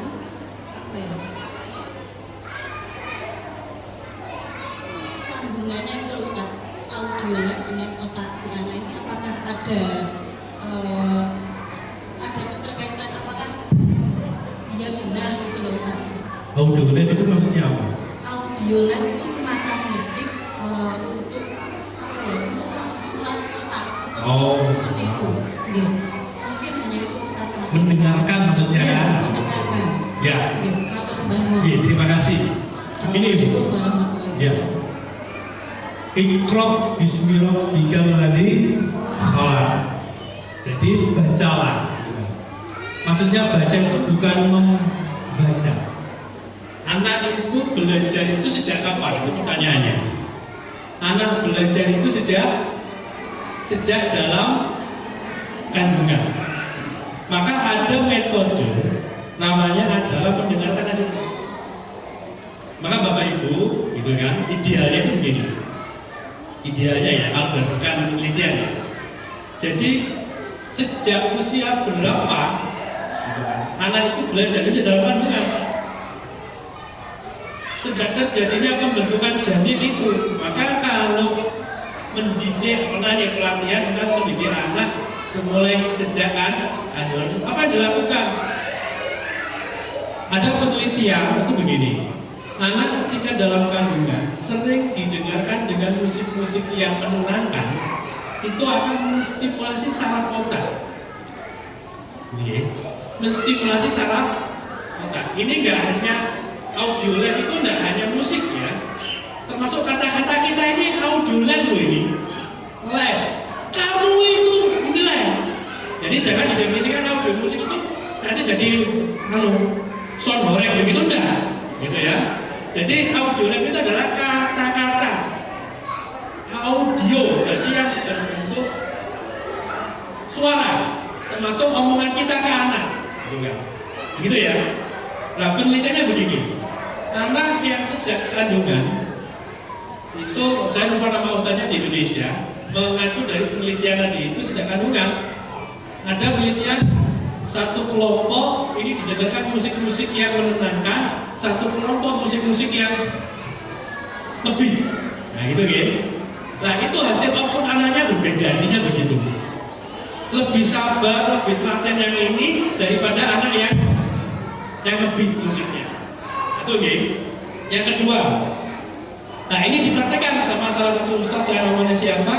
Beliau putra tiga-tiganya itu sejak hamil istrinya itu selalu setiap hari itu dibacakan ayat Quran.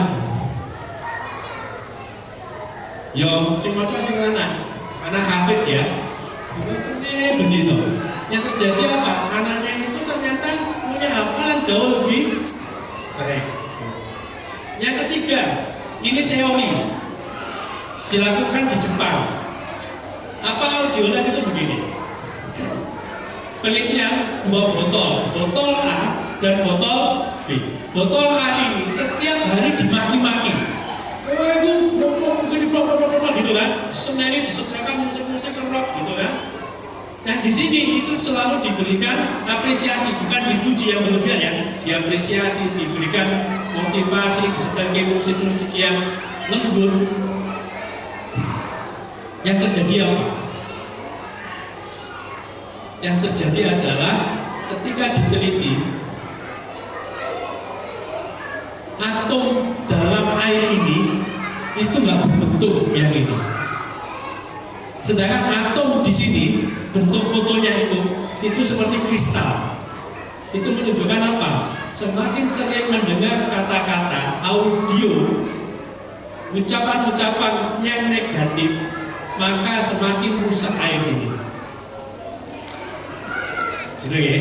Semakin ini kemudian diberikan hal-hal yang positif, maka semakin baik bentuk struktur molekul airnya. Ini penelitian, bukunya ada, saya punya.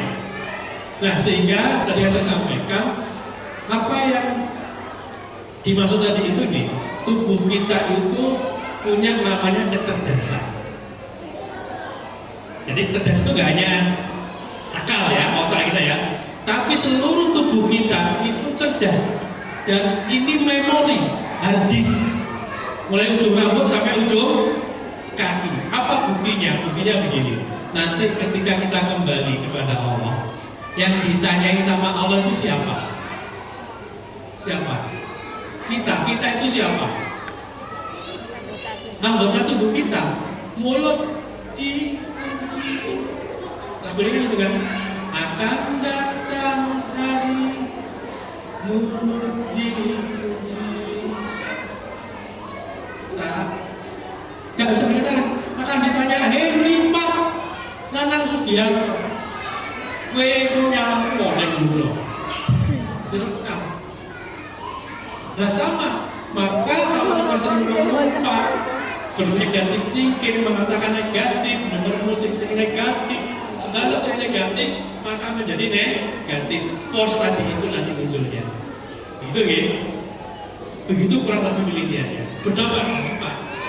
Kalau nggak percaya, coba bandingkan di sekolah kalau belajar. Bandingkan mentalitas anak-anak yang sering dibully, bahan kalah-kalahan, ejek-ejekan, dengan anak yang selalu diapresiasi, sudah gitu aja. Jadi audio live itu bukan kemudian sekedar ini musik, kata-kata, lingkungan yang negatif, anak yang sering berada di lingkungan yang selalu merasani, gibah, dan macam-macam, itu pasti akan berbeda dengan anak yang selalu berpikiran enggak begitu. Nah, udah gitu. Ya, terima kasih. Monggo.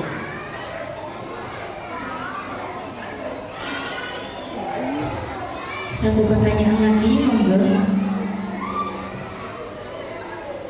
Oke, Bapak. Belakang.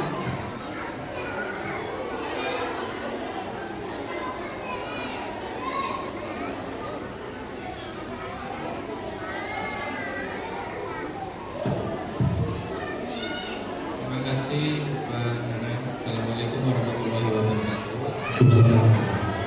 Nama saya saya setuju statement terakhir Bapak tadi yang mengatakan anak itu bukan media untuk perbandingan sosial. Karena kan zaman sekarang adanya sosial media, mungkin kita tanpa sadar atau secara sadar ikut terhadap apa yang dilakukan.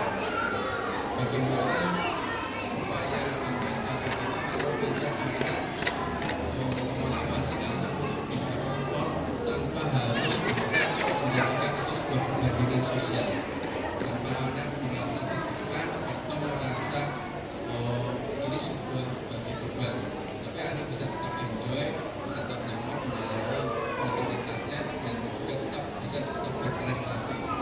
Itu. Terima kasih. Assalamualaikum warahmatullahi wabarakatuh. Waalaikumsalam warahmatullahi wabarakatuh. Ya, nah ini tantangannya ya. Maka sebenarnya kan di yang saya sampaikan ini kan terjawab dengan apa pola komunikasi kita sebenarnya. Terutama begini, kenapa sih kita ikut lomba? Kan gitu ya. Jadi sering Bapak Ibu begini, kita itu nggak menceritakan why, tapi what, apa yang mau dicapai. Oh, kudu juara siji. Tapi kita lupa menanyakan kenapa kita harus mencapai sebuah prestasi, kan gitu kan?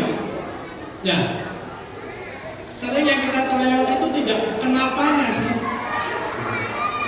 Kenapa? Karena berbeda Pak. Cara pendekatan begini. Saya sih ada filmnya, cuma karena laptop saya jadi nggak bisa tayangkan film. Jadi seorang ibu di Singapura, ini di Singapura ya, itu begitu luar biasa. Anak itu kalau di Singapura, alhamdulillah saya pernah di sana, itu matematika dan bahasa Inggris itu nomor 1 Pak. Jadi kalau anak itu nggak pinter matematika, nggak pinter bahasa Inggris, itu aib keluarga. Jadi loh ya, ini kan kabarnya sudah aib keluarga, betul itu. Dan merembetnya kan ke status sosial, gitu ya. Ini fakta ya. Dan akhirnya apa? Anak dipaksa dileske wis pokoknya kudu iso pinter matematika, kudu iso pinter bahasa Inggris, kudu juara olimpiade. Itu maksudnya, gitu kan? Akhirnya apa? Ya cara pendekatannya apa? Didrill begini. Nah, sedangkan anak itu bakatnya itu bukan di situ lah. Kok anak ini ternyata bakatnya itu begitu.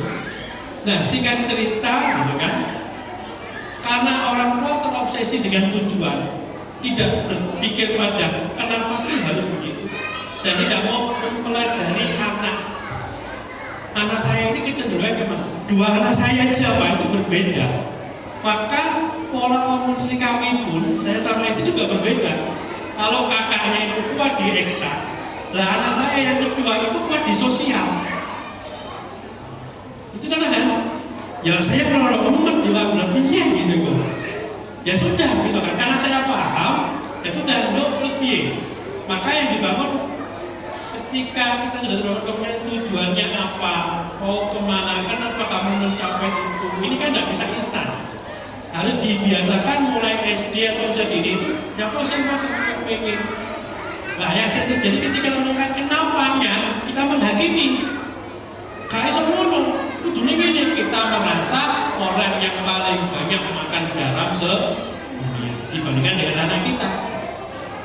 Meskipun toh kita kesana, tapi kan bukan kesananya, tapi menggali kenapa, biar mereka merasa dihargai, diajak ngobrol. Itu sih sebenarnya prosesnya panjang. Jadi bukan proses yang hari ini disampaikan saya sudah eksekusi, nanti jadinya begini. Saya ada wali santri begini Pak. Saya itu malahan sudah mengikuti sarannya sampai, saya sudah begini. Anak saya masih tidak mau dengan saya, masih dekat sama budi-budinya. Saya begini, ya Allah, ini bukan obat cespleng ya. Kan itu kan. Tadi kan saya bilang kedekatan itu dibangun panjang. Saya pernah kehilangan momen itu. Saya butuh waktu 8 tahun. Nah kok sampai saya ngomong sama aku kemarin mau terapi oleh seminggu, baru ketemu ngobrol baik keluarga, sing digoreng duduk maning, sing digoreng budine, sing digoreng apa namanya bayu-bayune, lah kok jelas. Dikira aku ngasih saran, malah sesuatu langsung cespleng. Ya, enggak begitu cara kerjanya. Yang paling penting satu, kita sadar dulu bahwa kita tidak mengeksploitasi anak itu, tapi kita mengoptimasi. Bedanya beda. Mengeksplorasi nggak peduli itu, gitu kan? Tapi kalau mengoptimasi, apa ya potensinya di mana ya? Saya nggak bisa paksa anak saya yang kedua ikut olimpiade matematika, Pak. Nah kalau saya paksa, yo saya tahu dia bukan di situ, tapi anak saya kuat di sejarah. Nih disuruh cerita itu adik-adiknya itu menang. Kenapa? Karena anak saya yang kedua itu nih cerita itu rumput, enak di rumah, oke. Oh ternyata anak saya yang kedua begini. Itu Bayu nih, wah hatraten. Terus apa kok ini gini. Ya Allah, itu dua anak dari orang tua yang sama. Bayu nih kalau melu olimpiade budal, gak dikongkon loh budal. Lah anak sih nomor 2, lah iso. Lah sadar kita sendiri, gitu kan? Tidak mau memahami itu. Makanya dia bilang di awal, kita itu jangan-jangan masih hidup di dunia kita. Yang jadi masalah itu ukurannya kita. Nah ukurannya kita kemudian kita pasang ke anak, lah ini yang jadi masalah. Gitu ya, kurang lebih baik. Jadi bagaimana? Dimulai bangun proses komunikasi, mulai belajar pahami ilmunya. Oh begini ya, termasuk hari datang kan sudah termasuk ternyata begitu ya, ternyata begitu ya lah. Mulai diterapkan dan itu butuh waktu. Yang paling penting jangan memaksakan. Bedakan tidak mau, tidak bisa, atau memang bukan bakatnya. Karena nanti treatmentnya menjadi berbeda. Nah tidak bisa itu belum tentu tidak mau. Bisa jadi saya punya ponakan juga Pak. Dia itu kalau belum bisa duluan itu malu. Tapi kalau sudah bisa, wah itu di hari ini melu olimpiade Pak. Dulu gak mau melu olimpiade, padahal pinter. Kenapa? Karena rumah gini. Kalau dia itu tidak bisa lebih dulu dibandingkan teman-temannya, itu langsung melu lomba gak gelem, kegiatan gak gelem, alhamdulillah sama istri itu pelan-pelan diajak ngobrol. Lagi-lagi, kenapa toleh? Kalaupun dia enggak dulu, jangan dipaksa. Lakukan lagi terus, itu singkatan istri saya. Nah yang di rumah kan gitu. Ya alhamdulillah hari ini besok ikut olimpiade di tingkat nasional. Dulu Pak, datang 3 tahun yang lalu, rajin lomba. Contohnya ini pernah terjadi, satu kelas nih, 7 anak masuk final. Kemudian ada teman karibnya, itu nggak ikut main final Pak, gak melu ya apa namanya. Padahal dia masuk final, gara-gara contohnya, saking solidaritasnya begitu ya. Nah akhirnya alhamdulillah, piye saya bilang ke istri, yo ngobrol. Sampai kapan? Yo gak boleh ngerasa kapannya. Kalau belum itu yo piye? Kalau Allah belum memunculkan klik, muncul dia harus mau ngapain? Nah yang sering jadi masalah lagi begini, kita mentarget kudu lah itu jadi masalah. Padahal proses pendidikan anak ini adalah proses yang terus berjalan selama anak itu menjadi tanggung jawab kita. Mungkin begitu Pak ya. Nanti ketika ngobrol kita akan, tapi masih gini, ketika ngobrol ini bukan ngobrol yang untuk menghakimi, ngobrol yang sok kita paling ngerti, paling pinter, tidak. Ngobrol itu pastikan kenapa kita dikasih 1, dengarkan saja, meskipun kadang dulu ya, itu nggak mengenakan kita, nggak mengenakan, itu rumah oke. Kalaupun arah pemikirannya nggak benar, nggak apa-apa, di rumah. Terus mikir, caranya ngomong piye. Aku pengen ngomong ini tapi kudu. Tadi, oh begini, begini piye. Akhirnya melu aku udah tepat. Kan ini begitu. Kita tetap bisa arahkan, tapi tanpa harus memaksa, menghakimi, menjustifikasi. Nah ini masih gak gampang saya dulu. Saya baru bisa ngobrol enak sama anak-anak di 5 tahun terakhir ini. Wah, saya itu sangat pride. Berarti itu arogansi tinggi, rumongso. Tadi itu kan, mau saya itu loh, mau trainer tingkat nasional, gitu kan. Aku ngajar ke Malaysia, Singapura, loh itu loh Pak, ke bawah sampai ke rumah. Coba bayangkan ya. Yang jadi korban akhirnya anak. Nah, yang paling penting setelah itu sadar. insaf dan tobat. Nah, alhamdulillah setelah saya melakukan perubahan diri saya baru bisa berkomunikasi sama anak-anak. Itu mungkin Pak kurang lebihnya, mudah-mudahan bisa dipahami dan yang bisa jadi referensi. Kalau tidak ya mohon maaf, itu pengalaman yang kami lakukan. Kuncinya adalah hargai mereka, pahami mereka, dan letakkan ego kita. Karena yang menjadi penghalang itu adalah ego kita dan standarisasi yang sudah kita tetapkan sendiri. Begitu mungkin kurang lebihnya. Terima kasih. Terima kasih yang disampaikan. Semoga ilmu yang sudah diberikan hari ini bisa bermanfaat untuk kita semuanya. Amin. Acara selanjutnya pemilihan koordinator kelas kepada Ibu Siti Milatul Hafidoh, kami persilakan.